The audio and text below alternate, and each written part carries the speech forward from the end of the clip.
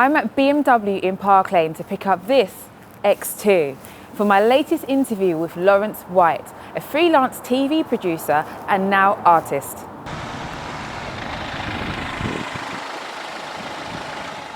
Laurence is a TV producer, worked on the X Factor, and you have worked on I'm a Celebrity, Get Me Out of Here. Yeah. But you are an artist, a title that you're not quite ready to accept, I see. No, but not just yet, not just yet. You already work huge amounts of time on your day job. Yeah. How do you find time to do art? Or like being in so TV's freelance. Obviously, once you finish on one show, you're then either off or you find another show to go and work on. So, like between shows, you might have like a couple of weeks gap or whatever, and that allows you to like focus a bit more and like just concentrate on doing, like say, a painting just for like full time almost sort of thing. But then when I am working, it's kind of like go do your day job, and it will change from show to show as to like what times you're working on the show and that kind of stuff. When I get back in the evening or in the morning sometimes, then you're painting and trying to make it work and getting it out there on social media. Since I've been watching you, that sounds so creepy. But you've done you've done a picture of Drake, which is completed now. Drake's finished, and then you've got this little girl that you did. Yeah, so that was just I painted a little girl who's just my really good friend. His little daughter. How did you actually learn how to paint? I didn't go to uni and do it all that kind of stuff. I went to normal school, just did an art class at school, and then we just went on to college. And just studied an A-level in art. Okay. And then I kind of gave it up after college because it was kind of either go on and do art at university or like go down the kind of business route, which is what I ended up doing, and go into like a proper university with a proper degree. Do you know what I mean? So, right, let's get into some car stuff. So our friends at BMW Park Lane. So this is the first time that you have been in an X2. Yes. And first time in this car. What are your thoughts? Yeah, it's nice. I was trying to work out whether it's like a Jeep, a SUV, a small people mum's wagon. It's an SUV, so it is supposed to give you that feel of something, a little bit being a bit higher, like the Evoque that's just driving past us. But in the kind of still small kind of car range, it's like a crossover. So I guess it would be a mum's car. So not ideal for. I was thinking of something that you could use to take your paintings to your clients. Would this? I mean, it wouldn't fit in Drake. I don't think it would fit. I usually work, like I said, metre by metre. I'm not sure if it would go into the boot. But you could probably, because you know what we should do, because you can fold the seats down, the rear seats go all the way down.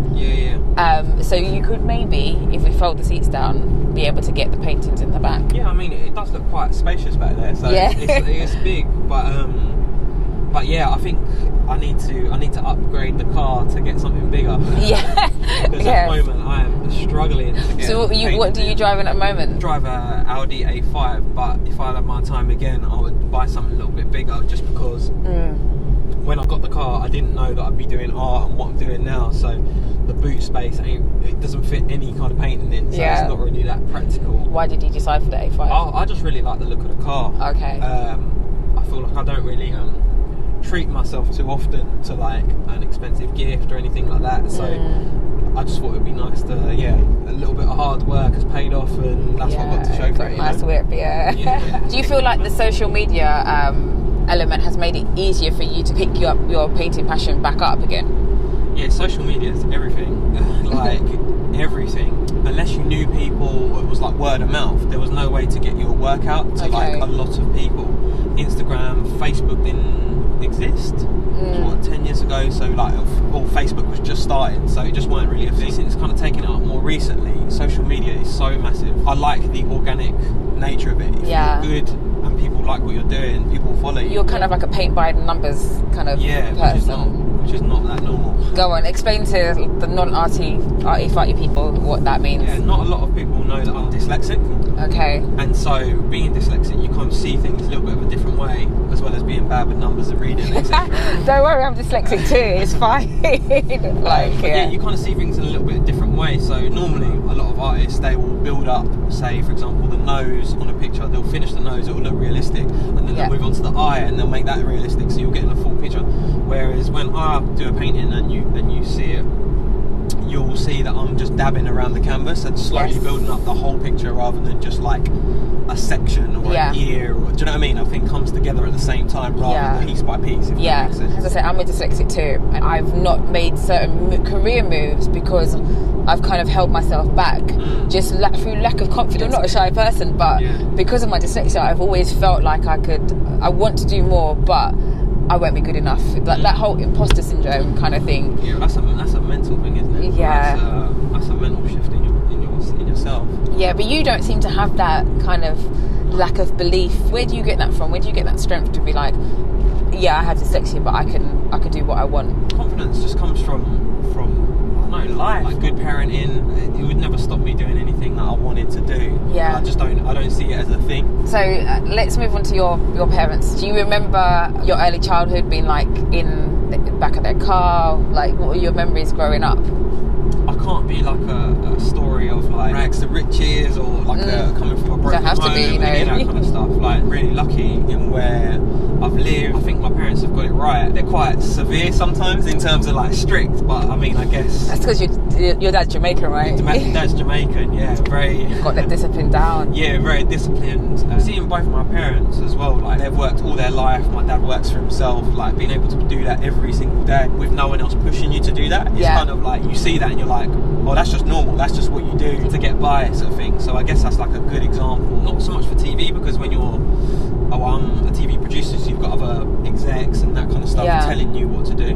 But for the art, it's you and the canvas, so you've got to be quite headstrong to like keep doing it, because it's not fun all the time. Do you know? When you've got to work to a deadline artistically, how do you condition your mind to kind of make sure you hit that target, that goal?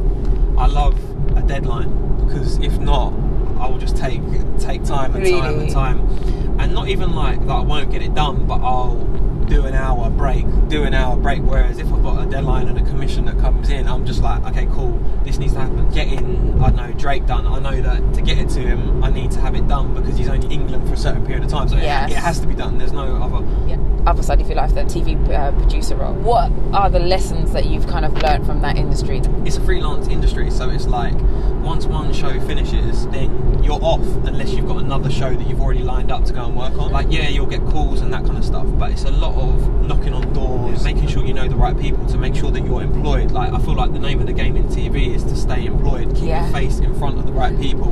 I want my thing to be like painting icons, just because I'm interested in about like, I paint successful people. When I'm painting massive on quotes, this is the thing I saw on your Instagram is literally every painting or post you have a quote that's associated with it. Yeah, exactly. And a quote is like, sometimes it's relevant to me, sometimes it's just like more for the followers, just like a little positive message, kind of rules to be successful. Do you know what I mean? Like, you keep drilling that into yourself.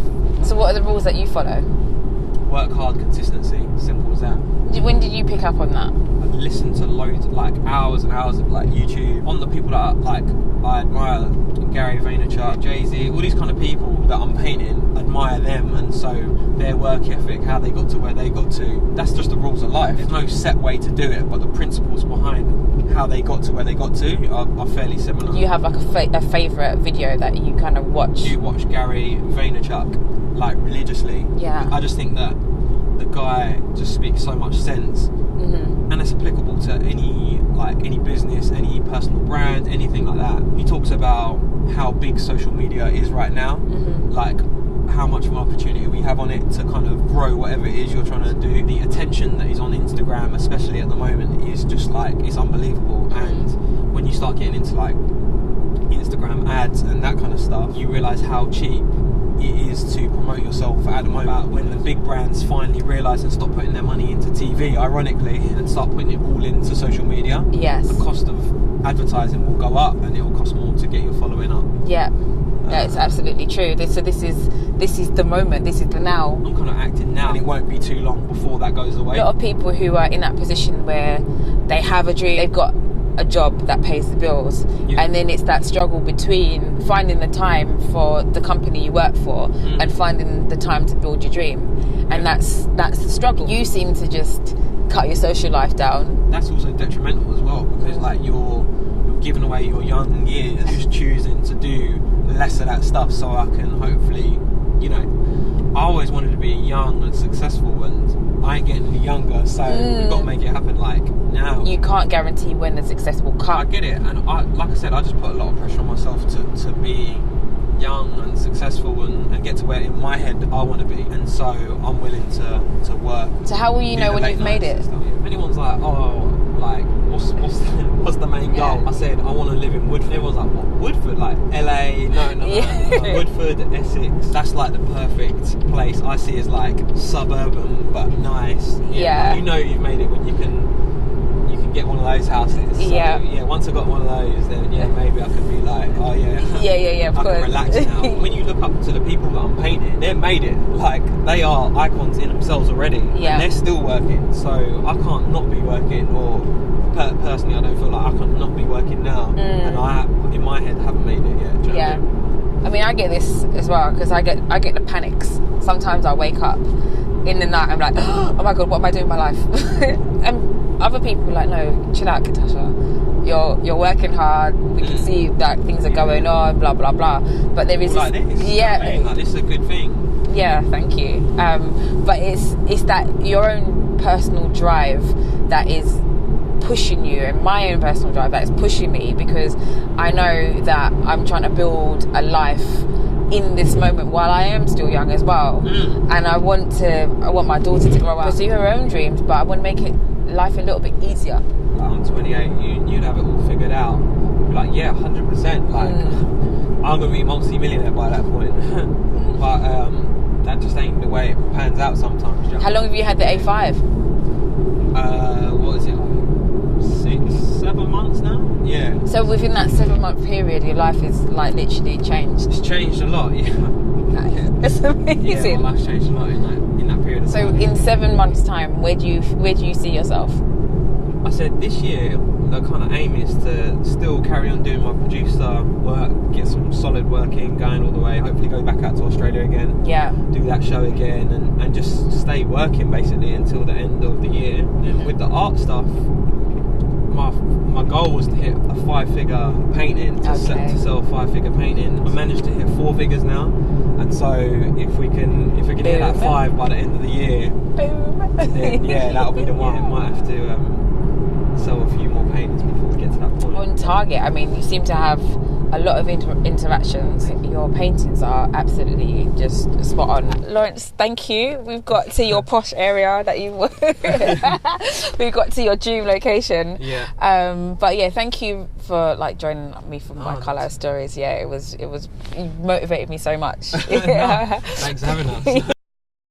So interview is finished with Laurence, and I'm back at BMW Park Lane to hand over the keys. But before I do, I thought I would just get into how I felt about the X2. Now, this is the first time that I've driven an X2, and I thought it was fantastic. I must say, I am actually going to miss the car.